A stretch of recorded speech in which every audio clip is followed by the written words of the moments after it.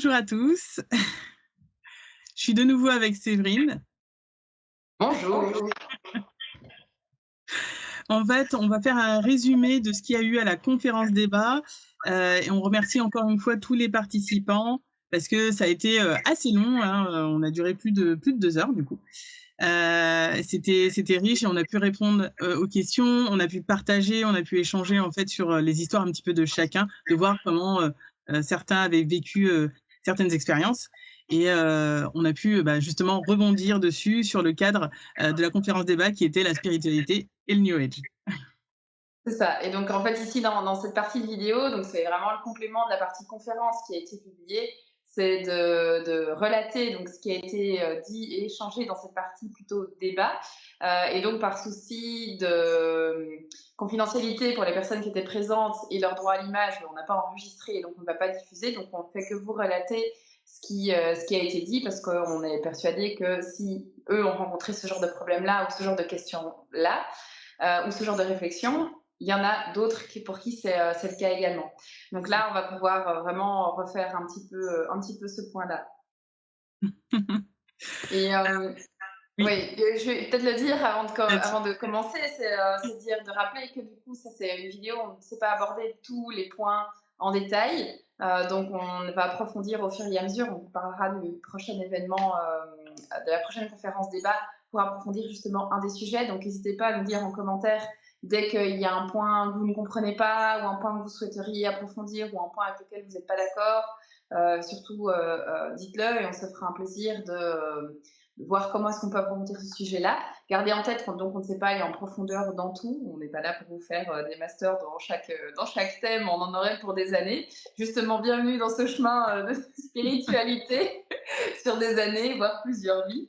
C'est ça. Donc voilà, donc ça c'était important de le signaler. Qu'est-ce qu'il y avait d'autre à signaler encore avant de commencer, Nandina?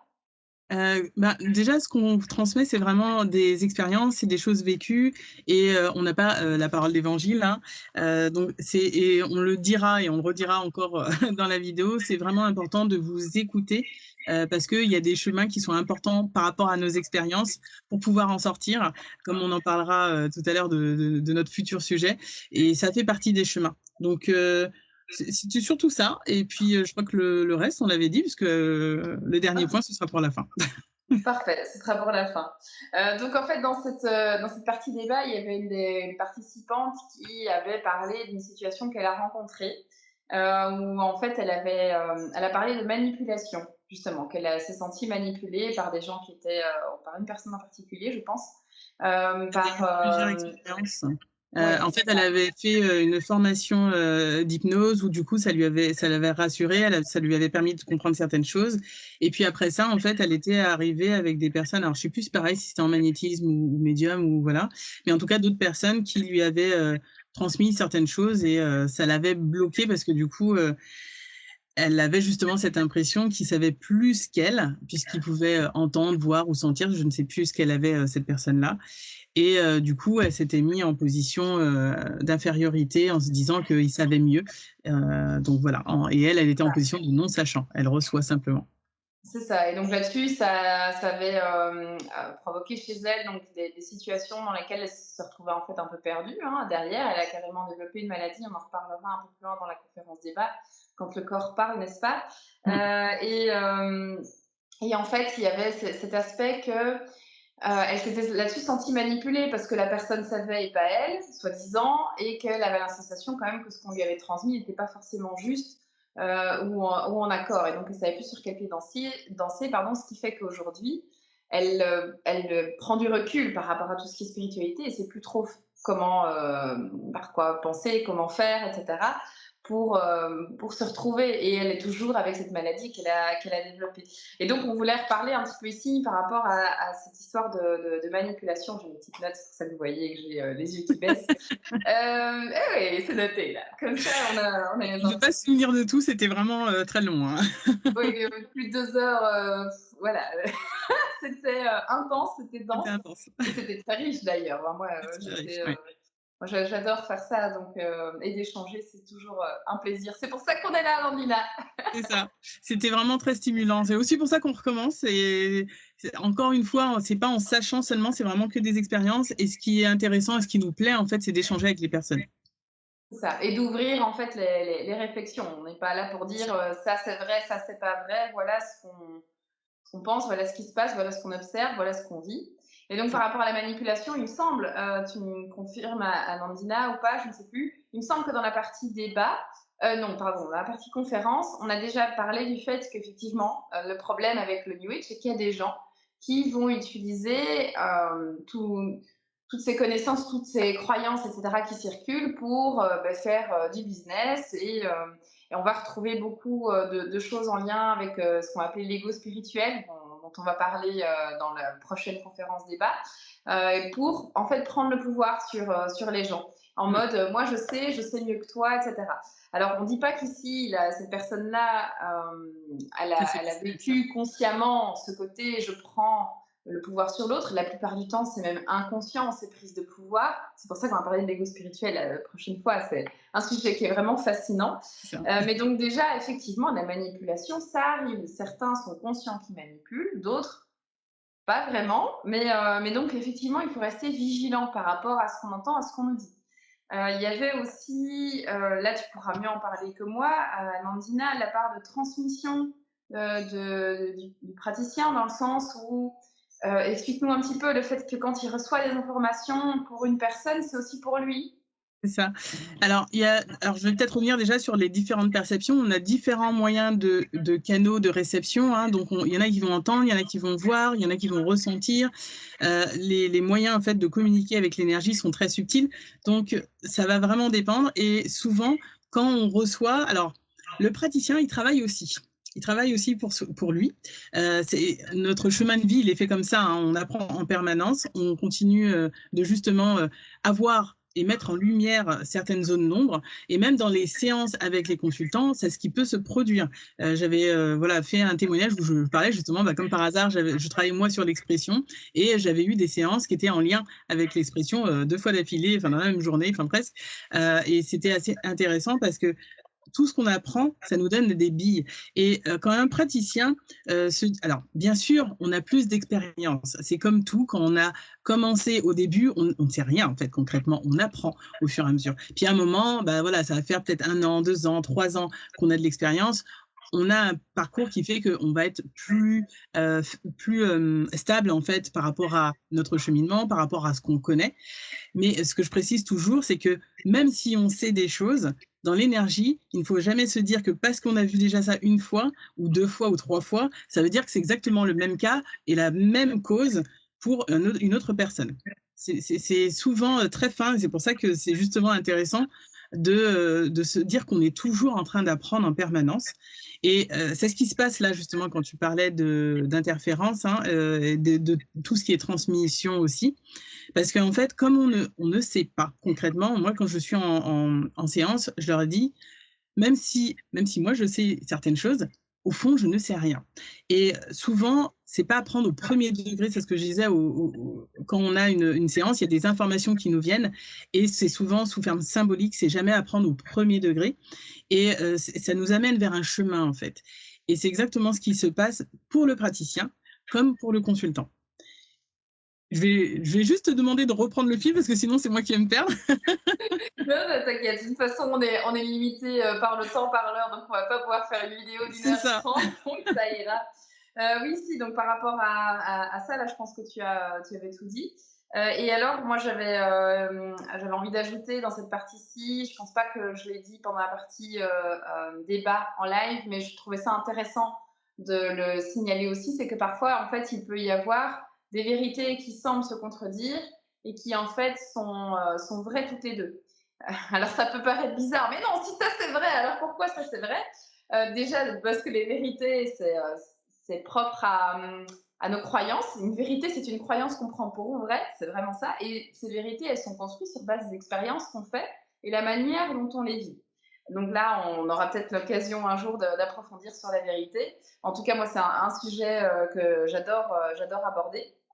Et en fait, ce qui se passe, c'est que pourquoi est-ce qu'il peut y avoir 2 vérités qui sont vraies en même temps? Déjà parce que c'est 2 points de vue différents et ensuite parce que parfois, quand surtout dans tout ce qui va être plutôt guidance, les ressentis et cetera, les personnes peuvent capter des choses autres et complémentaires, en fait, à ce qu'on voit. Il peut aussi y avoir moi j'avais eu le cas où il y avait, une situation, sentimentale qui, se profilait à moi, où il y avait des personnes très confiantes sur, «Ça va bien se passer, tu vas vivre ça, ça, ça et ça avec lui, t'inquiète pas», et puis d'autres qui étaient très méfiants et qui pourtant ont aussi leur perception, en mode: «Ça pue ton histoire Séverine, ça va mal finir». Il y en a une qui a dit: «Non, mais effectivement, tu dois aller traverser l'Atlantique pour aller régler le problème sur place et puis après tu pourras te détacher de lui». Alors qu'on m'avait dit, enfin, tu vois, donc j'avais ces histoires très, très contradictoires Mmh. entre non, non, vas-y, traverse l'Atlantique et tu vas vivre une histoire d'amour fabuleuse, et d'autres qui disaient traverse l'Atlantique, tu vas pouvoir régler le truc et enfin te séparer de cette histoire-là, quoi, qui te plombe en fait. Et en fait, ce qui se passe, c'est que quand on parle de ça, tout est possible en fait dans le futur. C'est-à-dire que tous ces futurs que les gens ont ressentis ou ont vus, ou peu importe le canal, ils sont tous possibles. Mais ce qu'il y a, c'est qu'on a toujours notre libre arbitre et on peut toujours choisir ce qu'on fait. D'une part, des informations qu'on reçoit, et puis d'une part, de ce qu'on vit. Et moi, dans ma situation, il s'est passé quelque chose qui a fait que j'ai dit non, stop, ça, je veux pas. Je veux plus. Point. Fin de l'histoire. Bon, j'étais très mal parce que moi, je croyais vraiment que ça allait bien se passer. Et en fait, ça aurait pu, hein, j'aurais pu peut-être réarranger certaines choses pour que ça se passe au final bien, parce que peut-être que si j'avais pris différemment les choses dans mon intérieur, que j'avais peut-être été plus sereine, j'aurais peut-être plus facilement accepté les peurs de l'autre et que j'aurais moins envoyé valser, et voilà, je serais peut-être dans une autre situation aujourd'hui, mais mon libre arbitre a agi et j'ai dit non, stop. Mais en même temps, du coup, je me suis moi-même interrogée auprès d'autres personnes qui m'avaient guidée et dit bah oui, mais ce qu'il y a, c'est qu'en fait, tout est possible. Donc là, juste que vous avez fait des choix qui ont amené à fin d'histoire, en fait. C'est ça. Mais en fait, l'histoire était possible. Donc on peut avoir deux vérités qui sont vraies en même temps, simplement parce que dans l'énergie, elles sont possibles.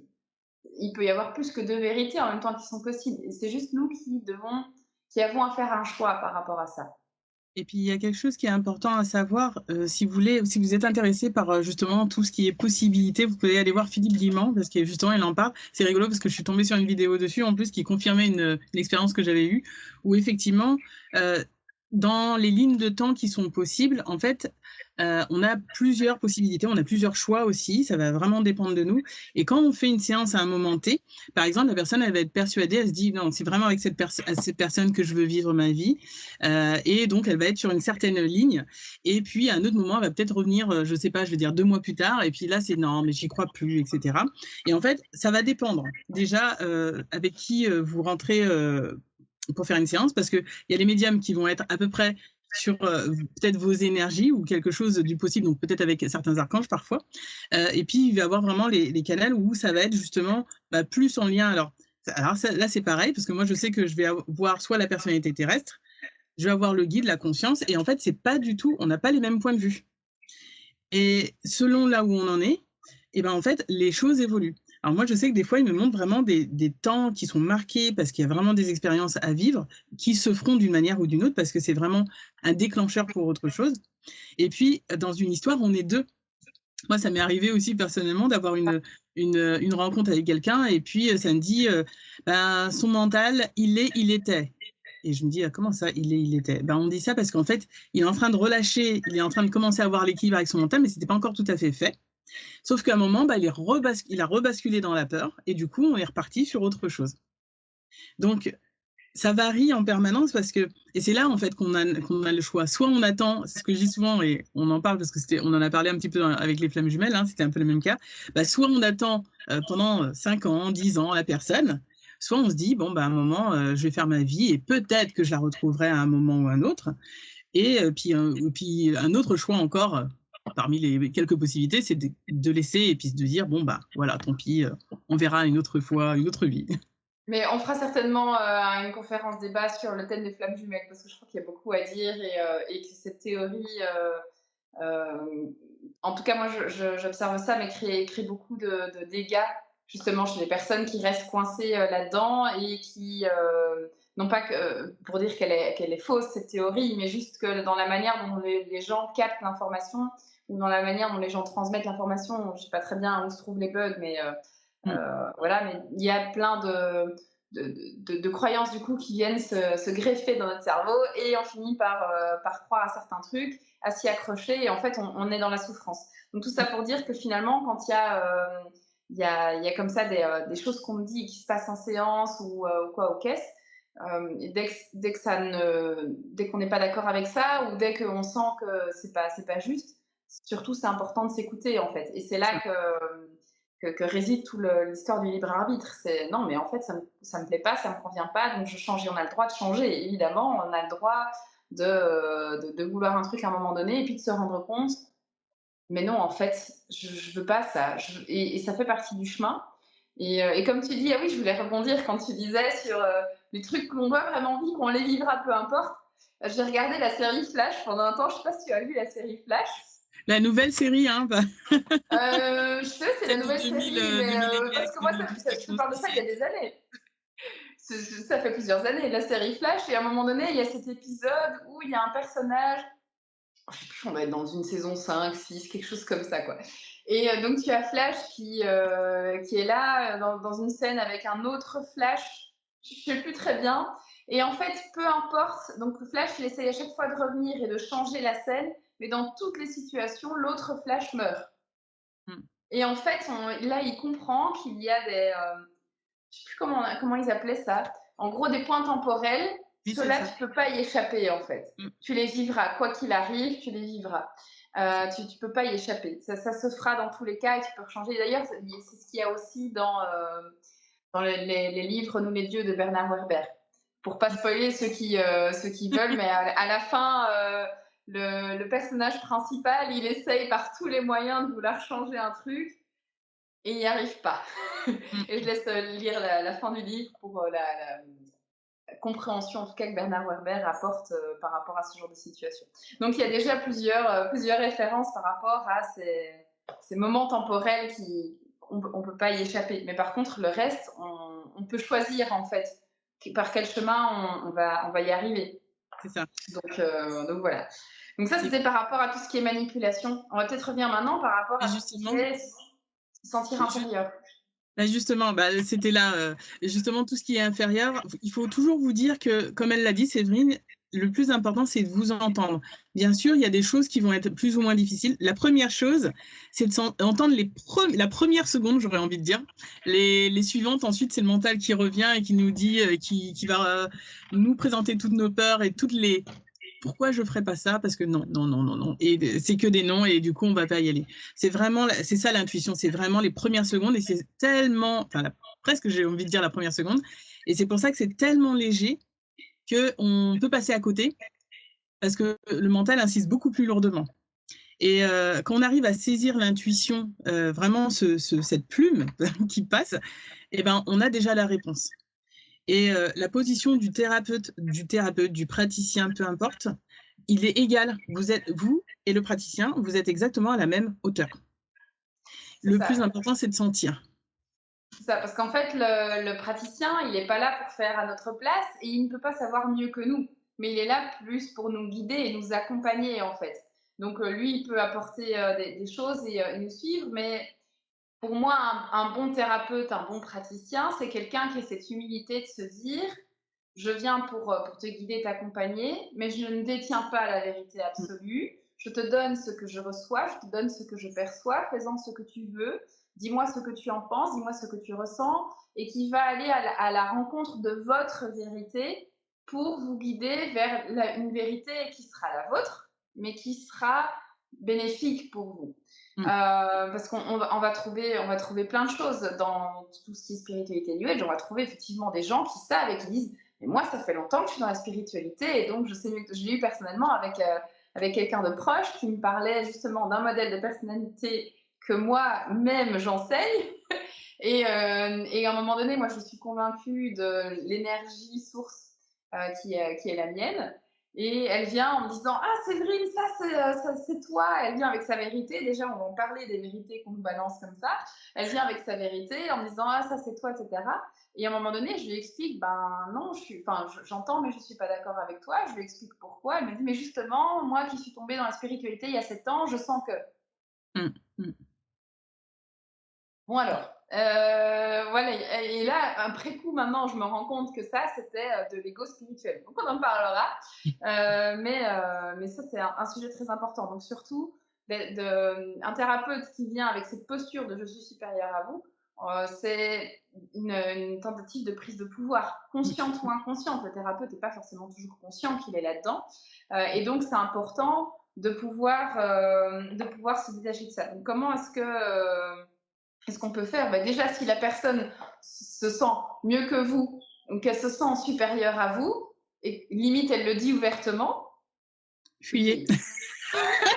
Fuyez, fuyez. Vraiment là la personne elle est juste en train de vous prendre de l'énergie en fait. Là on approfondira peut-être le jour où je parlerai du modèle des familiales que je présente, mais les fuites énergétiques et les manipulations, moi c'est encore un sujet qui me fascine, pour en avoir été La meilleure actrice et expérience. victime, tout ce que tu veux. Enfin bref, on s'en fiche des mots, ouais, là-dedans. Donc, c'est super important, c'est si vraiment il y a cette personne qui dit: «Moi, je sais mieux que toi, parce que c'est moi le coach, parce que c'est moi le thérapeute, parce que c'est moi, parce que j'ai fait X années de, parce que ça fait 25 ans. Vous savez, madame, ça fait déjà 25 ans que je fais ça, Mmh. je ne peux pas me tromper». Si, il reste un être humain, il peut se tromper, voilà.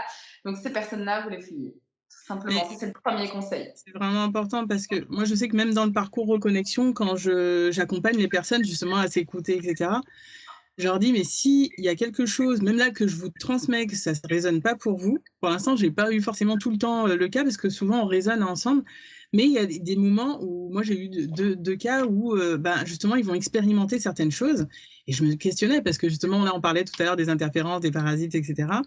Et elles avaient tout le temps justement comme des interférences et à un moment je me dis: «Mais c'est pas possible, d'en avoir comme ça en permanence alors qu'on a déjà fait le nettoyage» et comme je répète, Séverine elle le sait, je suis pas pour les séances toutes les semaines, tous les 15 jours, c'est pas du tout ma posture. Et à un moment je me dis: «Mais qu'est-ce qui se passe pour elle soit autant, parasitée cette personne?» Et là ça me dit effectivement, bah, en fait comme elle était en manque d'estime d'elle-même, en manque de confiance en elle, elle avait effectivement entendu déjà énormément de choses justement sur les parasites, sur les entités et cetera.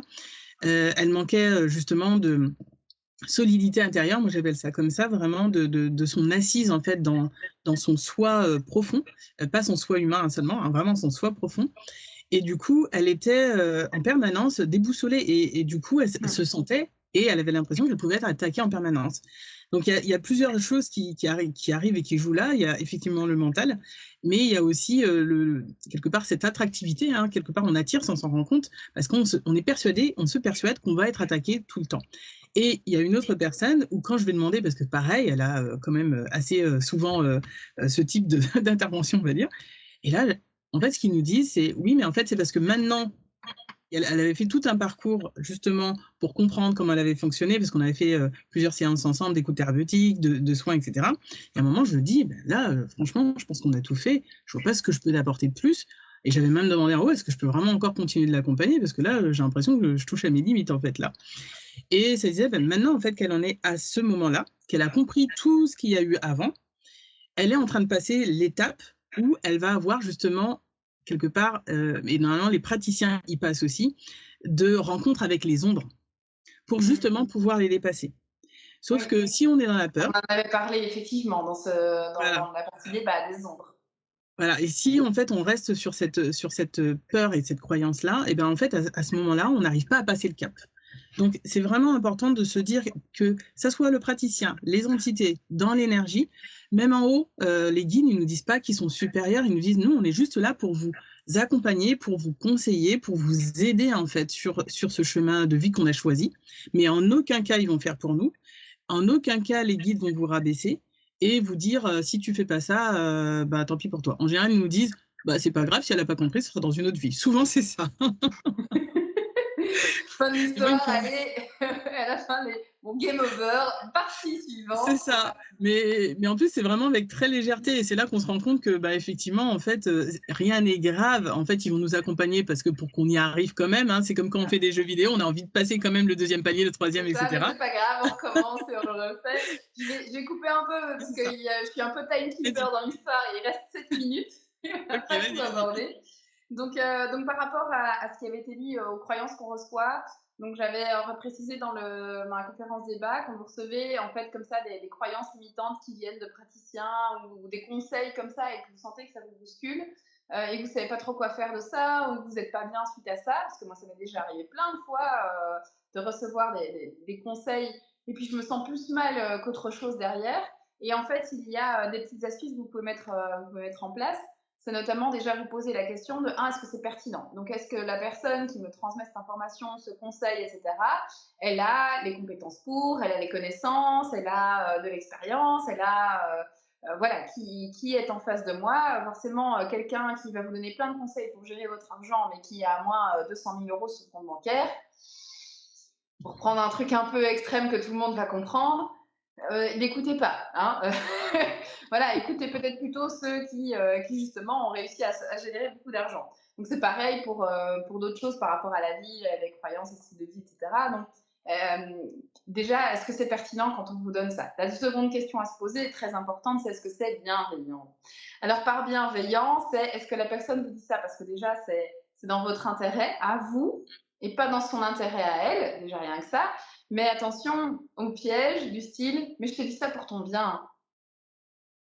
Et là, en fait, c'est de la prise de pouvoir. C'est de nouveau la personne qui se met en position, moi je sais mieux que toi, je sais mieux que toi ce qui est bien pour toi.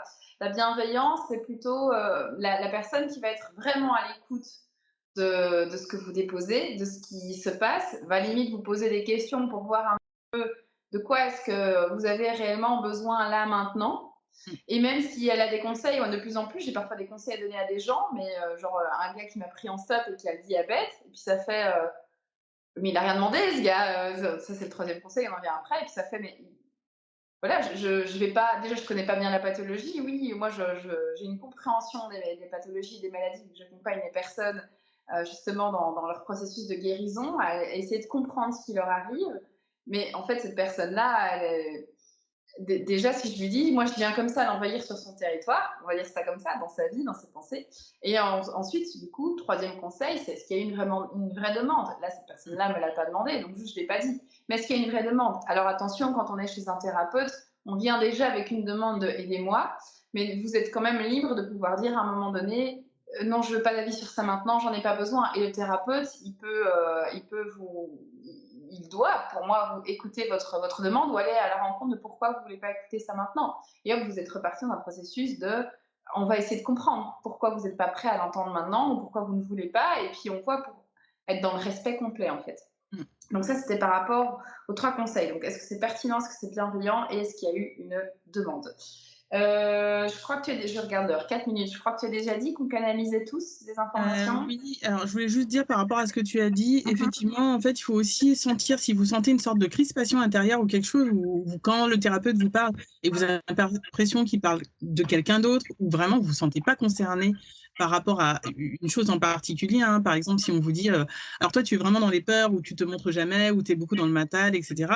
Si vous sentez que justement, vous êtes justement... Alors, bien sûr, encore une fois, il y a des nuances, mais c'est vraiment se sentir à côté de la plaque, hein, comme on le dit souvent, c'est vraiment ça, cette sensation de ne pas se sentir concerné par ce qui est dit et puis qu'on essaye de l'imposer.